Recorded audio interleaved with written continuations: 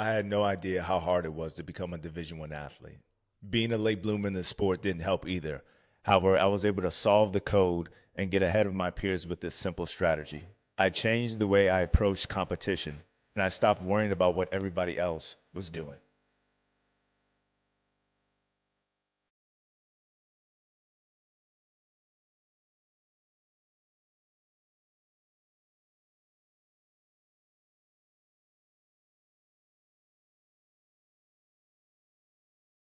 What's up, ladies and gents, and welcome back to the Love of Life podcast hosted by yours truly, G Men. And in today's episode, we're going to be tackling how to make it as a Division I collegiate athlete in the sport of tennis, what your role as a junior or parent is when it comes to chasing collegiate success, how to become a better athlete and person throughout this process, and real-time stats on who actually makes it as a Division I collegiate athlete.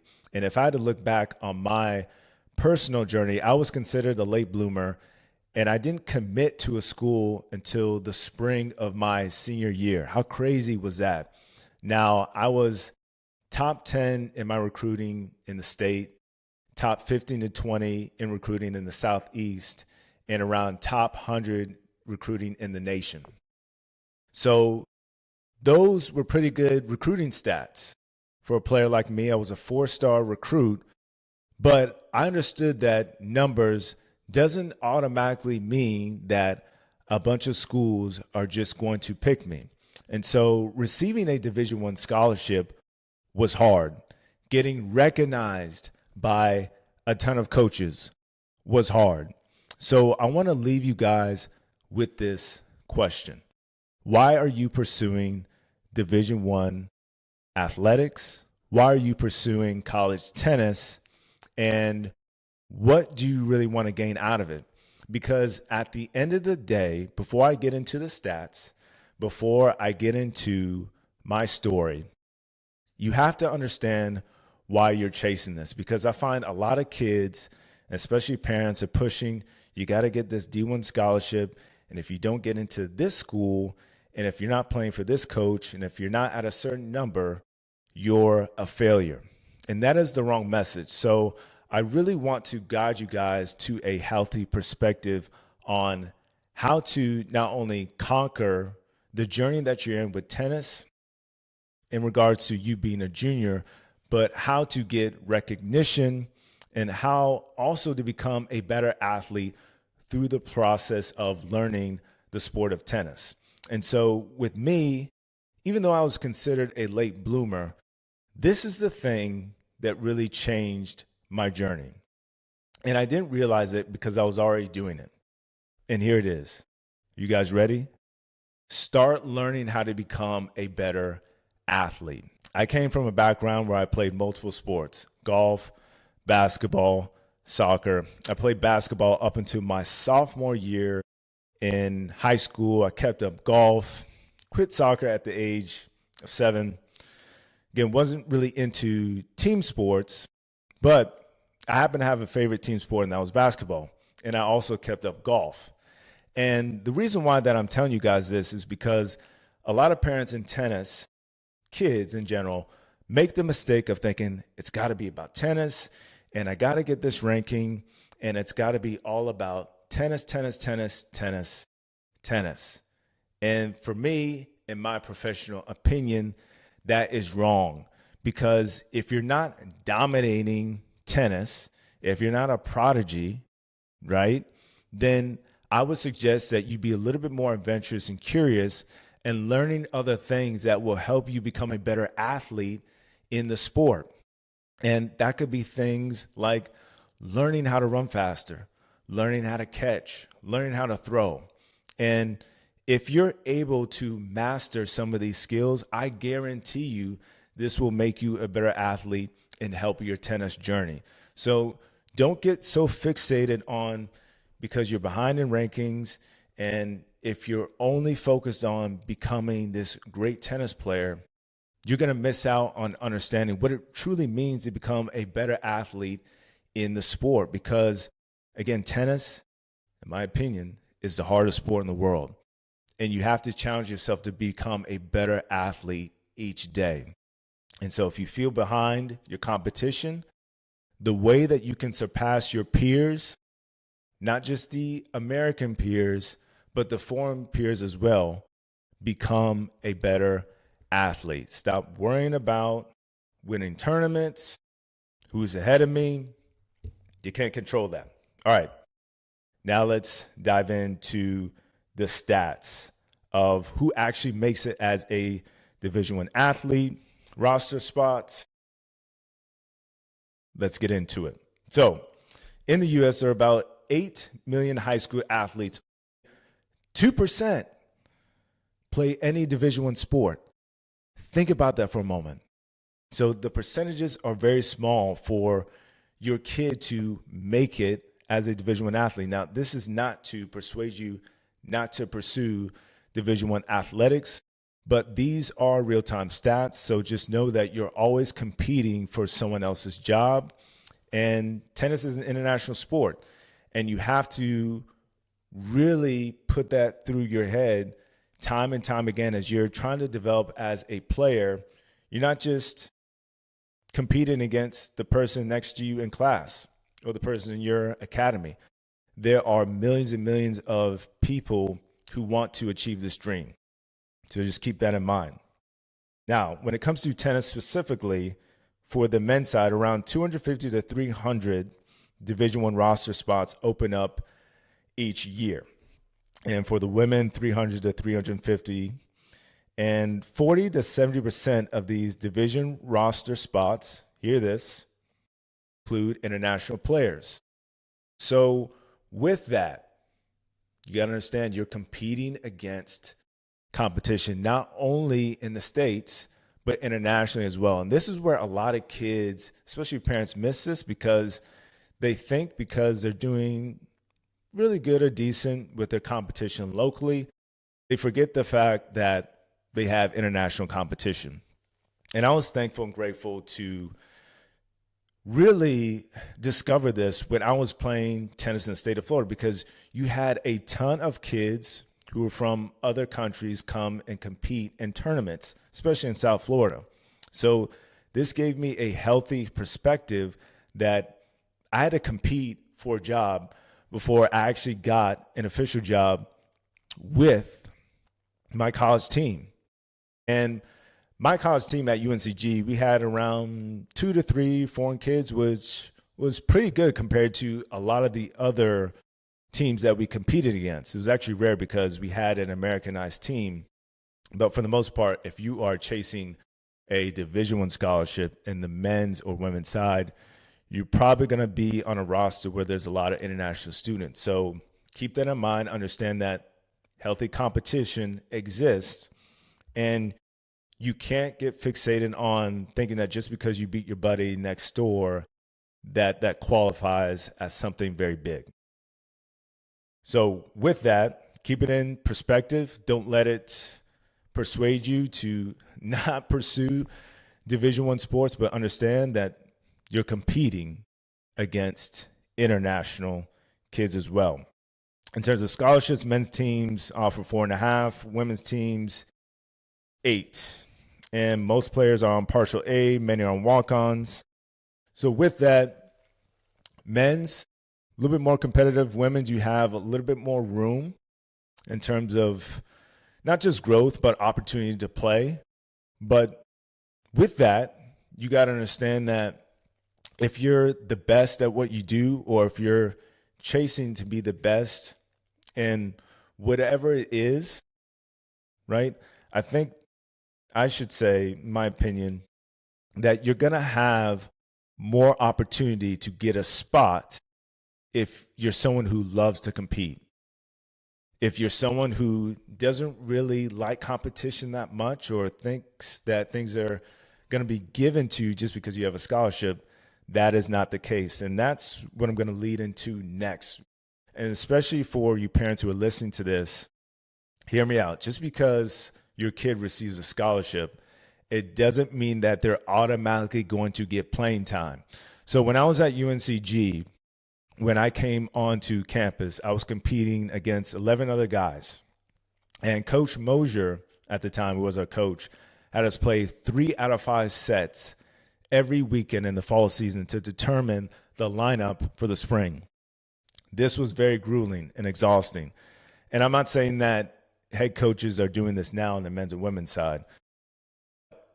Back in the time in 2012 when we were doing this, we had 2-a-days and we had to play matches against each other. And so just to put that in perspective, we had guys on the team that were going at each other, had fights, lashing out at coaches, and it wasn't easy. And these how roster spots were decided. And again, it might be different for some of you who are maybe trying to enter into college, or you're still pretty young as a junior and you're not there yet. But I want to give you this healthy perspective when it comes to competition, especially in Division I sports. Nothing is going to be handed to you. You're going to have to compete for your spot. You're going to have some bumps and bruises. You might have some things that you don't agree with in terms of what the coach expects from you, but you have to adapt to the culture that you're going to walk into. Because when you're getting recruited, I will say this, coaches are giving you the honeymoon phase. They're showing you around and they're trying to persuade you or sell you to go to that school and show you a culture that you would like. And there's nothing wrong with that. Now, in the same breath, you also have to understand that when you officially get on the team, you're going to have to compete. And the coach has a competitive side too. And he's going to put players out there that are going to not only win, but compete day in and day out. So starting now, develop a culture and identity within your heart that says, I'm going to compete and fight for every single thing that I do, not just on the court, but off the court as well. Now, this doesn't mean that you start acting arrogant. This doesn't mean that you get out of line or that you have bad character or that you start acting selfish. You have to avoid these types of mindsets. You still want to have character about what you do when it comes to tennis. And again, it's easy for us as tennis players, and I was guilty of this, of being selfish, because at the end of the day, this is an individual sport, and most tennis players only think about themselves. So with that, just consider the fact that your character needs to be in alignment, not only when you're competing for a spot, but just competing as an individual in general.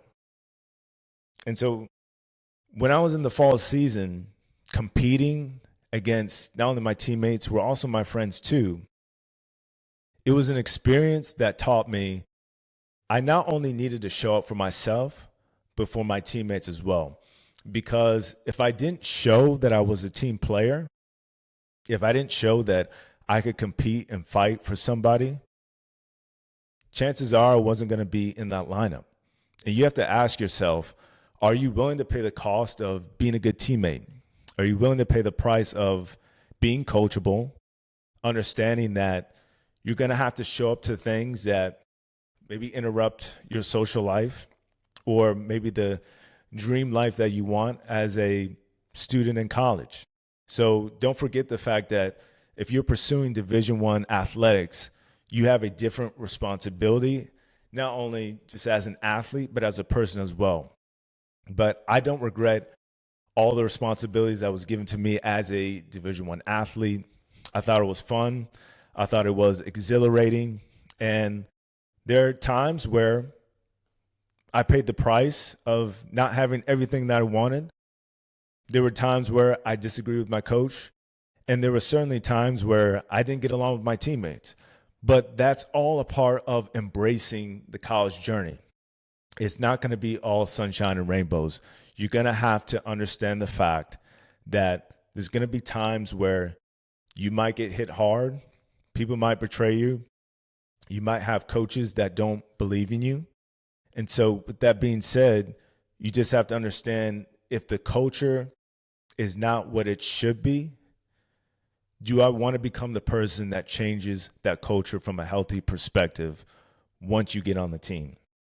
And so right now I'm just speaking in terms of understanding when you get on a team, if you receive a Division I scholarship, understand that character is very important. You can't be a selfish person. You have to be someone who's willing to put your body on the line for your teammate. You might not understand that now, but you can practice that. Let's say you're training within an academy setting and you're playing points, or you're with one of your best friends and you're playing a game. You got to understand the dynamics of cheering your teammate on, being there for someone, even when you're not doing well. And that's something that I was constantly learning. Again, tennis is an individual sport, and naturally it makes us selfish. And so I encourage you to get the selfish ambition out of you so you can understand how to help someone in general. That would be my best advice in terms of understanding how to succeed as a collegiate athlete. Because again, success is not guaranteed at that level. That's why your character has to be upgraded year after year after year. You got to become more coachable. You have to become more approachable. You have to understand that there's certain sacrifices that you have to make, not just for yourself, but for your teammates, for your coaches, and for people who are counting on you to represent the university well. So to wrap that up, here's what you should do, especially if you're in the development phase. Let's say you're around 13, 14, 15, 12, become a better athlete. Don't always think tennis, tennis, tennis. You have to understand the fact that, again, tennis demands really good athleticism. Forget about having fancy strokes. Again, you want to be technically sound, don't get me wrong, but you do want to establish athletic dominance. That would be one of my best advice in terms of understanding how to reach and be successful at the collegiate level. The better athletes tend to have the best success. Number 2, understand that with scholarships and opportunities, nothing is promised. You're going to be competing against international success. You're going to be competing against people that you do not know. So welcome the unknown. Number 3, be accountable. Don't be selfish. Understand that your character is most important. When you receive a scholarship, when you're competing at the Division I level, you're not just representing yourself. You represent your teammates, your university, your family, and just take that all in. I know it's a lot, and you're probably young if you're listening to this. Obviously, you're not there yet, but be encouraged to develop your character first, along with becoming a better athlete, and that will lead you to understanding that coaches look for that too. It's not always about wins and losses. It's not always about having the best recruiting numbers. Again, those things are important because coaches are going to be looking at data, UTR, things like that. But you do want to improve your character because you're going to have to be there for your coaches and teammates. So be encouraged with that. Be ready to tackle the unknown because at the end of the day, chasing Division I athletics is hard. It's tough. It's not for everyone. But if you endure the process of what I'm talking about now in terms of your athletic growth, your character, and understanding the stats of who actually makes it to the collegiate Division I level, you'll have a better understanding of how to make it rather than suffering and thinking that life is just all about you. It's not. Best lesson that you can get, especially in the sport of tennis, is understanding that even though it is an individual sport, you want to put yourself in a position where you're not only inspiring yourself, but you're inspiring the people around you so that when they see your journey, they'll see that you're not just only a great tennis player, but you're a better person because you understand not only how to become a better athlete, but to help others as well in the process of becoming that potential great collegiate athlete. I want to thank you guys for tuning in to this episode. And if you're watching this on YouTube, please like, share, and subscribe. It would help the channel greatly. Episodes will be on Spotify weekly. Again, thank you guys for joining the journey of the Love All Life podcast. God bless. G-Man is out.